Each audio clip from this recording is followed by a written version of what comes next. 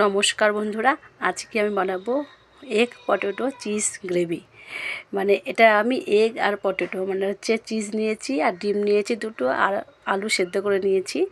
তো এগুলো সব গ্রেট করে নিয়ে একটা বল তৈরি করব। তার জন্য নাম হচ্ছে এগ পটেটো চিজ গ্রেভি, মানে চিজ পটেটো আর কি এটা হবে। তো তার জন্য আদা পেঁয়াজ রসুন ভালো করে কুচি করে নিয়েছি, ওটা আমি এর মধ্যে মিশিয়ে দেবো। এই যে আমার সমস্ত কিছু গ্রেট করা হয়ে গেছে, ডিম, তারপরে আলু, তারপরে হচ্ছে চিজ, সব একসাথে গ্রেট করে নিয়েছি। এর মধ্যে আমি কিছু মশলা অ্যাড করে নিয়েছি। প্রথমে দিয়ে দিয়েছি আমি নুন, তারপরে দিলাম হলুদ গুঁড়ো, এরপর আমি দিয়ে দেবো লঙ্কার গুঁড়ো, তারপরে দিয়ে দেবো এর মধ্যে জিরে ধনে গুঁড়ো, আর এখানে পেঁয়াজ কুচি, রসুন কুচি, কাঁচা লঙ্কা কুচি অ্যাড করব। তো ওগুলো কুচি করে নিয়েছি। একটু ধনেপাতা থাকলে ভালো হতো, আপনাদের যদি ধনেপাতা থাকে তাহলে আপনারা একটু ধনেপাতাও অ্যাড করে দেবেন, খেতে ভালো লাগবে। তো পেঁয়াজ আদা রসুন কুচিটা দিয়ে দিচ্ছি, এটা ভালো করে মেখে নেব আমি। তারপরে এটা দিয়ে গোল গোল করে একটা বল বানাবো, বলের আকারে তৈরি করব। কারণ অনেক সময় বাড়িতে দেখবেন যে কিছু থাকে না, তখন হয়তো দুটো ডিম থাকলো, তখন এটা বাড়িতে বানিয়ে কোনো অতিথি আসলে তাদেরকে স্ন্যাক্স হিসাবে দিতে পারেন সস দিয়ে। এই আমার সব বল রেডি হয়ে গেছে। আর এখানে ময়দা নিয়েছি। প্রথমে আমি ময়দার মধ্যে সমস্ত বলগুলোকে কোট করে নেব, তারপরে ডিমে এগুলোকে ভাজবো, ডিমে ডুমে ডুবে। নাহলে কেন বলুন তো, যদি আমি ডাইরেক্ট দিয়ে দিই না, এগুলো খুলে যেতে পারে, কারণ আলু দিয়েছি আর এর মধ্যে কোনো শক্ত টাইপের কিছু দিইনি না, বেসন কিংবা ময়দা বা কর্নফ্লাওয়ার কিছুই দেওয়া হয়নি। তাই এখানে ময়দাতে কোট করে নিচ্ছি। এক এক করে সব কোট করা হয়ে গেছে। এবার আমি একটা ডিমের গোলা তৈরি করেছি, একটু নুন দিয়ে, আর কিচ্ছু দিইনি, জাস্ট নুন দিয়েছি। এবার এর মধ্যে ডুবিয়ে ডুবিয়ে সব বলগুলোকে দিয়ে দিচ্ছি। এটা সন্ধ্যাবেলায় যদি বানিয়ে দিন তাহলে বাচ্চারাও খেতে ভালোবাসবে, বাচ্চারাও খুব তৃপ্তি সহকারে খাবে। আর কোনো অতিথি বা কেউ গেস্ট আসলে তাহলে আপনারা এটা স্ন্যাক্স হিসেবে দেবেন সস দিয়ে, ভালো লাগবে খেতে। ভেতরে চিজ আছে, তো চিজের গ্রেট করা চিজ আছে, খেতে খুব ভালো লাগবে, বাচ্চারা তো খুব ভালোই খাবে। আর যদি ঝাল একদমই না খায় তখন সেক্ষেত্রে কাঁচা লঙ্কাটা দেবেন না, কাঁচা লঙ্কা কুচিটা বাদ দিয়ে দেবেন। এই তো আমার হয়ে গেছে, লাল লাল করে তুলে নিয়েছি। কেমন লাগছে দেখুন, ঠিক লাগছে না যে যে বাজারে যে দোকানে পাওয়া যায় সেরকম চিজ বলের মতন লাগছে না দেখতে, বা চিকেন টাইপের লাগছে দেখতে, সুন্দর হয়েছে। অনেকগুলো হয়ে গেছে, এটা আমি তুলে নিয়েছি। এবার আমি তেলের মধ্যে আলুগুলো দিয়ে দিয়েছি।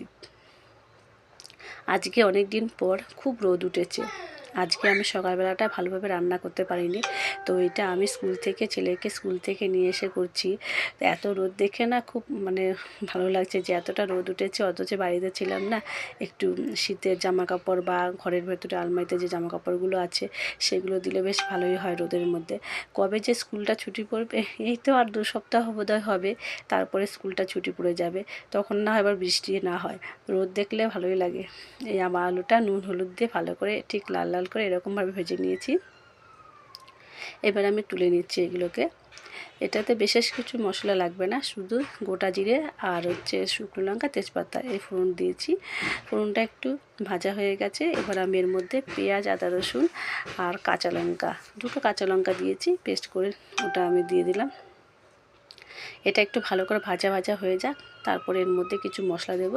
মিক্সিতে আমি এটা জিরে ধনে গুঁড়ো আর হলুদ গুঁড়ো লঙ্কার গুঁড়ো আর একটু কাশ্মীরি লঙ্কার গুঁড়ো ভালো করে গুলে রেখেছিলাম মশলাগুলোকে জল দিয়ে, সেটা আমি দিয়ে দিলাম। এবার মশলার সাথে পেঁয়াজ আদা রসুনের পেস্টটা ভালো করে কষিয়ে নিচ্ছি। এটা খেতে কিন্তু মাংসের থেকে কম হবে না, মাংসের মতোই লাগবে, খেতে ভালো লাগবে।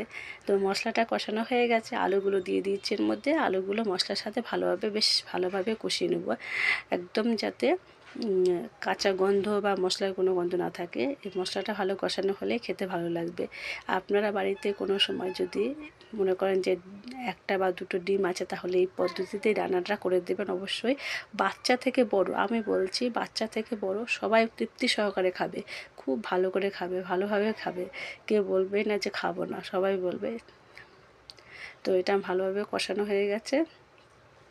এবার আমি এর মধ্যে জল দিয়ে দেবো। আলুগুলো একটু বড় করে কেটেছিলাম, কারণ আমি জানি বলগুলো ভাজার পরে বেশ বড় সাইজের হবে, আর ঝোলে দেওয়ার পরে বলগুলো আর একটু বড় হয়ে যাবে।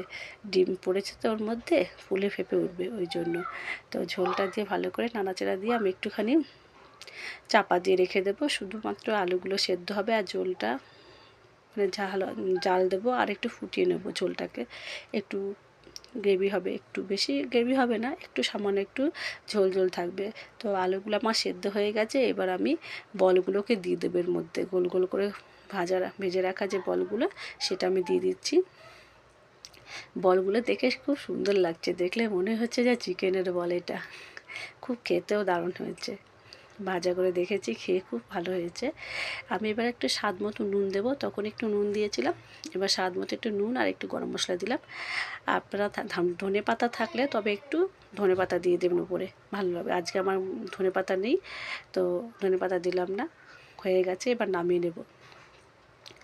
তো কেমন লাগছে বন্ধুরা বলুন। তো যদি ভালো লেগে থাকে তাহলে অবশ্যই একটা লাইক করে দেবেন, পারলে কমেন্টস করবেন আর শেয়ার করে দেবেন। আর আপনারা অবশ্যই বাড়িতে এইভাবে পটেটো চিজ বল বানিয়ে খাবেন, এগ পটেটো চিজ বল। এটা গ্রেভি করেছি, আপনারা এমনিও বাড়িতে বানিয়ে খেতে পারেন। তো সবাই ভালো থাকবেন, সুস্থ থাকবেন, সাবধানে থাকবেন। আসছি, টাটা।